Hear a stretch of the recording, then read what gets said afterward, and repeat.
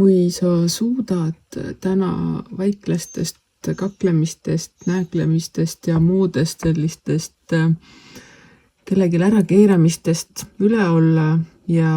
sellega mitte tegeleda või teistepoolsetele nii-öelda mitte reageerida, siis on väga hea päev alustada millegi uuega, millegi sellise materiaalse loomisega, sest et energiat on selleks sobivad. Ning samuti on sobiv tegeleda täna enda sisemaailma korrastamisega. Võib-olla see tulenebki sellest, et kas sa üritad olla väiklane ning see ei tule kasuks, siis tasub hakata otsima neid pimedaid kohti iseendas, kus kohas see nii-öelda väiklus või teistele ära panna tahtmine võiks välja lööma hakata. Tavaliselt ei ole need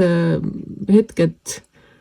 ühekordsed nähtused, vaid nendel on ikkagi mingisugune juurpõhjus või kuskilt tulnud kogemus, mis igal järgneval korral uuesti välja tahab tulla ning tänasel päeval oleks mõistlik selliste soovidega või selliste tähelepanekutega hakata tegelema. Ja kui sa sellega tegelema hakkad, siis see tänasest edaspidi toimib väga hästi. Sa suudad leida endale sellise viisi või meetodi või mis iganes, millega sa alustad ja just selle tõttu, et kuna see tänase alustamise energiad on väga toetavad ning kui sa saad sellega pihta hakata, siis tõenäoliselt saad ka kiiresti või selliseid häid tulemusi juba varsti näha. Nii et proovi